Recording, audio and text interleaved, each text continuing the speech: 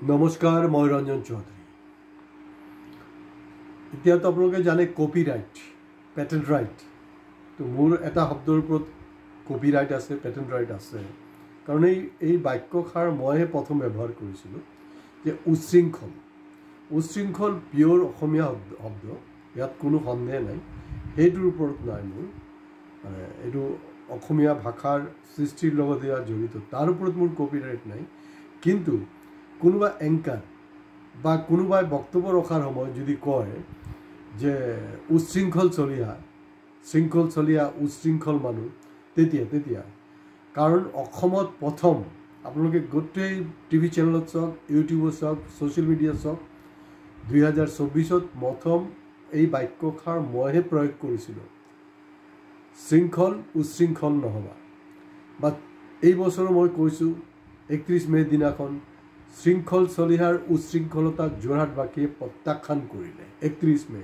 Check কৰক ইউটিউবত মোৰ ভিডিঅ' আছে তাৰ পিছতে এতিয়া মানুহবিলাকে মানে অলপ সাহস কৰিছে ক'বলৈ অহা দিনবিলাকতো আৰু সাহস পাব এতিয়া মূল কথাটো হ'ল যিসকলে এই শব্দটোক লগাই আপোনালোকে ব্যৱহাৰ কৰি আছে শৃংখলৰ লগত আপোনালোকে এটলিষ্ট মোৰ নামটো লওক যে প্ৰথম এই বাক্য তেখেতে সৃষ্টি কৰিছিলে এই ফৰ্মেশ্যনটো তেওঁৰ নতুবা আপোনালোকে মোক তাৰ বিনিময়ত ৰয়েলিটি দিয়ক অৰ্থাৎ লাগিলে আপুনি 1 টকা দিয়ক কোনো আপত্তি নাই মোৰ পইচাৰ প্ৰতি কোনো লোভ নাই মই ইয়াৰ আগতে কৈছোঁ যে মই কোন পলিটিকেল পাৰ্টি কৰ্পৰেটৰ হেল্প লোৱা নাই আৰু নলওঁ এইটো মানে চিধা কথা গতিকে 1 টকা হোক মোক দিব লাগিব দেই নহ'লে কিন্তু এইটো অন্যায় হ'ব পাপ হ'ব ঈশ্বৰ আল্লাহ গড সবে চাই আছে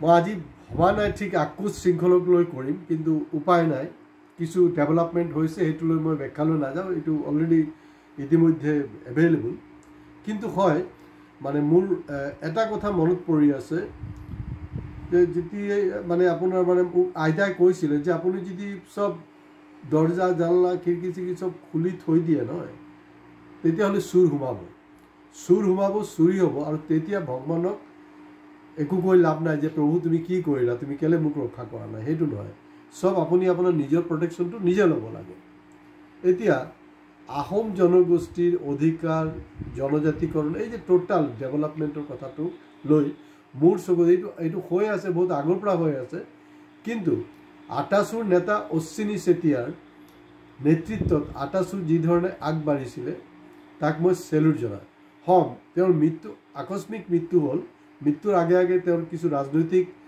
বিচ্যুতি হৈছিলে মই গতিকে মৃত ব্যক্তিজনৰ ওপৰত আৰু ক'বলৈ খোজা নাই এতিয়া দেখা গৈছে আহোম জনগোষ্ঠীটো বিভিন্ন গোটত বিভক্ত হৈছে আৰু এই বিভক্ত হোৱাৰ কাৰণেই যিবিলাক আহোম নহয় এই যে মই ক'লোঁ নহয় আইতাই কৈছিলে যে চব খিড়কি চিড়কি চব বন্ধ কৰি শুব লাগে বুলি এই গেপৰ চান্সতো কিন্তু দেখা গ'ল কিছু বেলেগ যিবিলাক অৰিজিনেলি আহোমেই নহয় তেওঁলোক সোমাই গ'ল তাৰে মই একজনক এক্সাম্পল ল'ব খুজিছোঁ যে শৃংখল চলিয়া এই যে বহিৰাগত অনা অসমীয়া কিবা কিবি কৈ থাকে মুখত বেয়া ওলায় কথা কি ক'ব আপোনাৰ তেওঁলোকৰ অৰিজিনেল ৰুট কি জানেনে তেওঁলোকৰ অৰিজিনেল ৰুট হ'লগৈ উত্তৰ প্ৰদেশ আৰু সামান্য এটা অংশ তেওঁলোকৰ পপুলেশ্যনৰ সামান্য এটা অংশ জম্মু কাশ্মীৰৰ পৰা আহিছিল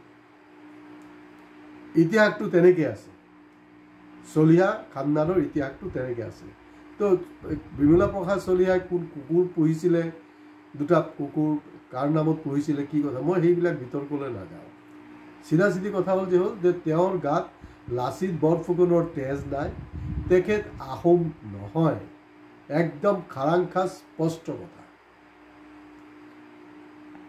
তো এই চান্সটো তেখেতে লৈছে আৰু নতুন কিছু বাতৰি পাই আছোঁ যে তাক অব্যাহতি দিয়া হৈছে একচুৱেলি তাক অব্যাহতি দিয়াৰ প্ৰশ্ন নহয় প্ৰশ্নটো হ'লগৈ এই মুহূৰ্তত অসমত ৰাষ্ট্ৰপতি শাসন কৰাটো সময়ৰ আহ্বান খুব জৰুৰী হয় এতিয়া চাওক এই যে ভেৰুণীয়া কুকুৰ গুণ্ডা যিকেইটাক মানে মুখ্যমন্ত্ৰী এৰি দিছে নহয় তাহাঁতি যোনটো মৰেল পুলিচিং কৰি আছে আপুনি য'তে যাওক যিকোনো জিলাত যাওক মানে বিশেষকৈ উজনিৰ কাৰণ নামনিততো দম নাই, নামনিত একোডাল কৰিব নোৱাৰে, উজনিতো কৰিব নোৱাৰিম কাৰণ উজনিত ইতিমধ্যে খেদা খাবলৈ ষ্টাৰ্ট হ'ল।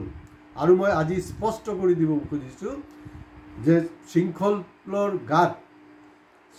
গাত আহোমৰ তেজ নাই, লাচিতৰ তেজ নাই।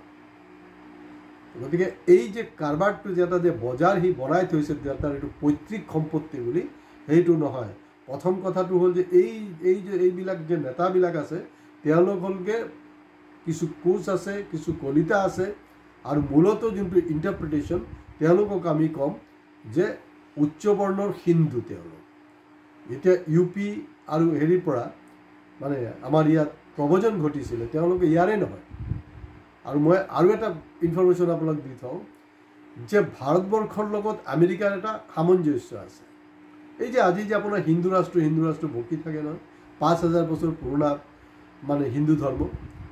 আপোনালোকৰ ইনফৰমেশ্যনৰ কাৰণে ক'ব বিচাৰি আছোঁ যে আজিৰ পৰা 10,000 বছৰ আগত অৰ্থাৎ হিন্দু ধৰ্ম সৃষ্টি হোৱাৰ আগৰ কথা মই কৈ আছোঁ, ইয়াত কিন্তু 8 to 10% অৰিজিনেল মানুহ আছিলে ভাৰতবৰ্ষত। স্বাভাৱিকতে অসমতো তেনেকুৱা স্থিতি অৰিজিনেল। তো তাৰে চাওতাল ট্ৰাইবেল এটা ভালে অংশ আছিলে, আৰু বাকী যিখিনি আজিৰ দিনত দেখি আছে নহয় চব কিন্তু বহিৰাগত আৰু সময়ে সময়ে প্ৰব্ৰজিত হৈছে। গতিকে এই খিলঞ্জীয়া ভূমিপুত্ৰ এই চব বকবাছ টোটেলি বন্ধ কৰিব লাগে। আৰু শৃংখলৰ গাত সেইটো নাই। আৰু মই ইয়াৰ আগতে কৈছোঁ যে শৃংখলক চাবচোন, সি ফু এটা মাৰিলে উৰি যাব, আৰু তেনেকুৱা মানুহক চৰকাৰে পুহি থৈছে। আৰু ইয়াৰ ফলত কি হ'ল, অসমত কিন্তু যে ৰাজনৈতিক বা সামাজিক যোনটো পৰিৱেশ সেইটো বিচ্যুতি হৈছে। আৰু মুখ্যমন্ত্ৰী ডাঙৰীয়া নামনি অসমত তেওঁৰ অৱস্থা বেয়া, সেইটো আমি পিছত ব্যাখ্যা কৰিম বাৰু, অৱস্থাটো বেয়া। আৰু উজনি অসমত গৌৰৱক লৈ ইমান আতংকগ্ৰস্ত, ইমান ভীতগ্ৰস্ত, যাৰ ফলত হৈছে কি এই ধৰণৰ ফাল্টু গুণ্ডাক লগাই দিছে। ৰাষ্ট্ৰপতি শাসন এইটো কাৰণে দিব লাগিব যে উত্তৰ পূৰ্বাঞ্চলত মণিপুৰত বহু ঘটনাৰ পিছত শেষত আৰু উপায় নাপায় ইণ্টাৰনেশ্যনেল কমিউনিটিৰ ওচৰত জবাবদিহি হ'ব লগা হ'ল। আল্টিমেটলি কিন্তু মণিপুৰত ৰাষ্ট্ৰপতি শাসন দিছে। অসমত এই মুহূৰ্তত যোনটো দৰকাৰ, অসমত ইমিডিয়েটলি ৰাষ্ট্ৰপতি শাসন দিব লাগে, টোটাল আইন শৃংখলা নিয়ন্ত্ৰণ হ'ব লাগে। আৰু এই কাৰণ জিলা প্ৰশাসন যিকেইটা আছে, জিলা প্ৰশাসনক দেখা গৈছে যে তেওঁলোকে মানে এই মানে চৰকাৰৰ ফাল্টু গুণ্ডাইকেইটাই আপোনাৰ পূৰা যি উদ্ভণ্ডামি কৰি আছে তাক লৈ তাহাঁতি কোনো ধৰণৰ ষ্টেপে লোৱা নাই। সেই বস্তুটো যদি আমি কৰোঁ, মই আজি পেপাৰত এটা পঢ়ি আছিলোঁ, খুব বেছি ডিটেইলছ নাজানো, তেখেতক দেখা গৈছে যে নেপালী সম্প্ৰদায়ৰ মানুহ, মানে নেপালী সম্প্ৰদায়ৰ কোনোবা মৰেল পুলিচিং কৰি আছিলে, তো মৰেল পুলিচিং কৰাৰ কাৰণে তাক পুলিচে এৰেষ্ট কৰিছে। তো এই যে তথাকথিত অসমীয়া তথাকথিত বীৰবিলাকে যে হেৰি কৰি আছে, আপোনাৰ মৰেল পুলিচিং কৰি আছে, প্ৰশাসনৰ কেলে হেৰি হোৱা নাই? তাৰমানে ইয়াৰ অৰ্থটো হ'ল যে মুখ্যমন্ত্ৰী যে ছিগনেল, মুখ্যমন্ত্ৰী যি ভাষা এইটো স্পষ্ট কৰি দিছে, যিসকল আমাৰ এই মানে ফাল্টু গুণ্ডাৰ অসমীয়া ভালকৈ ক'ব নাজানে, তাহাঁতি অনা অসমীয়া মানুহৰ লগত ৰাস্তাত ইণ্টাৰভিউ লৈ আছে অসমীয়া শিকাবলৈ। আৰু মানে ক'বলৈ নাই বাপেকে তোৰ ঘৰত কেইটা ল'ৰা ছোৱালী ইংলিছ মানে অসমীয়া মিডিয়ামত পঢ়িছে, আৰু যদি অসমীয়া মিডিয়ামত পঢ়িছে, আজি অসমীয়া মিডিয়ামৰ স্কুলবিলাকৰ এনেকৈ অৱক্ষয় কিয় হৈছে, সেইবিলাক লৈ কোনো তহঁতৰ কাণ খাৰ নাই। ইছ্যু এটা লৈ আছোঁ বেলেগ, কাৰণ চৰকাৰৰ যোনটো টোটাল বিফলতা। 2021 মুখ্যমন্ত্ৰী কি বুলি কৈছিলে? মুখ্যমন্ত্ৰী কৈছিলে যে আমি ইণ্ডিয়াৰ টপ 5 ৰাজ্যৰ ভিতৰত 5 নম্বৰ ভিতৰত এটা স্থান পাম। আপোনালোকে জুখি চাওকচোন, কমেণ্ট বক্সত কমেণ্টছ কৰক, কি ডেভেলপমেণ্ট হ'ল। ইণ্ডিয়াৰ গোটেই ফিগাৰ লওক, এই কুৱাৰ ভেকুলীটো ওলাই আহক।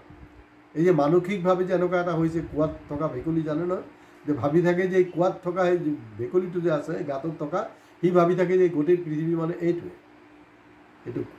এই যে ভেকুলীৰ নিচিনা যে মাইণ্ড হৈ গৈছে আপোনালোকৰ, ওলাই আহক, চাব যে পৃথিৱীখন কিমান ডাঙৰ। গতিকে সময়ৰ আহ্বান, এই মুহূৰ্তত অসমত ৰাষ্ট্ৰপতি শাসন জাৰি কৰি এটা সুস্থ পৰিৱেশ সৃষ্টি কৰিব লাগে। অহা ইলেকশ্যনলৈকে কিন্তু এই ৰাষ্ট্ৰপতি শাসনটো জাৰি ৰখাটো খুব বাঞ্ছনীয়, নহ'লে এই শংকৰ আজানৰ যে দেশ, এই দেশৰ মানে ধ্বংস হ'বলৈ আৰু বেছি সময় নালাগিব। আৰু বৰ লাজ লাগিছে যে যেতিয়া বাহিৰা ষ্টেটৰ আন ৰাজ্যৰ মানুহবিলাকৰ লগত কথা হয়, তেওঁলোকক মই মানে সদায় মানে গৰ্বৰে কৈ আছিলোঁ যে ইণ্ডিয়াত বেলেগ ঠাইত ৰাম জন্মভূমিৰ পিছত বিভিন্ন ঠাইত ৰাজ্যত কিন্তু হিন্দু মুছলমানৰ কাজিয়া হৈছে। অসম একমাত্ৰ ৰাজ্য 1992 যোনটো খুব চেঞ্চিটিভ আছিলে, বা 1993 বম্বে ব্লাষ্ট, তেতিয়াও কিন্তু দেখা গৈছে যে অসমৰ যোনটো পৰম্পৰা এইটো কিন্তু অক্ষত আছিলে। কিন্তু এইকেইটা বদমাইছে চৰকাৰৰ পৃষ্ঠপোষকতাত এই কাৰবাৰটো কৰি আছে। চৰকাৰে খালি মানে চৰকাৰে একো কৰিব নালাগে, চৰকাৰে খালি এই মানে আন মানে মানুহে অনা অসমীয়া হওক বা নিজৰ খিলঞ্জীয়া মানুহে যদি তেওঁলোকক উল্টা পিটনটো দিয়ে, তেতিয়াহ'লে আপুনি মুখ্যমন্ত্ৰী ডাঙৰীয়া, আপোনাৰ যদি সাহস আছে, আপুনি যদি নিৰপেক্ষ, তেতিয়াহ'লে কমচে কম আপুনি প্ৰশাসনক কওক, যোনে যাক মাৰিব কাটিব যি হ'ব হৈ থাকিব দিয়ক, দুই পাৰ্টিক চান্স দিয়ক। একপক্ষীয়ভাৱে মানে বস্তুটো এনেকুৱা হ'ল বস্তুটো এনেকুৱা হ'ল লিলিপুটৰ লগত দাৰ্জিঙে ফাইট কৰি আছে আৰু আপুনি আৰ্টিফিচিয়েলি লিলিপুটকে জিকাব, এনেকৈ হ'ব নোৱাৰে। গতিকে অলপ এই যে এটা বিকাৰ ঘটিছে, এইবিলাক ঘটা উচিত নহয়। আৰু আমাৰ এই মুহূৰ্তত সমন্বয় খুব জৰুৰী। আৰু ভিডিঅ' শেষ কৰাৰ আগত এটাই কথা যে আপোনালোকে ভিডিঅ' ভাল লাগিলে শ্বেয়াৰ কৰিব, কমেণ্ট বক্সত গৈ ভাল বেয়া যি খুচিবলৈ আছে একদম মানে দিল খুলি দিব, ছাবস্ক্ৰাইব কৰিবলৈ নাপাহৰিব। আৰু লাষ্ট কথাটো হ'ল, যোনে হেংডাল চিঞৰ বাকৰ কৰি আছিলে নহয়, সেই মানে এই বদমাছটো সি আহোমেই নহয়, প্ৰথম কথা আহোমেই নহয়। সেইটো কাৰণে গুৱাহাটীলৈ নাযায়, কাৰণ শৰাইঘাটৰ সেই কাৰণটো গুৱাহাটীত হৈছিলেতো, সেইটো কাৰণে শিৱসাগৰতে সি দৌৰি আছে। আজি ইয়াতে শেষ কৰিছোঁ, নমস্কাৰ।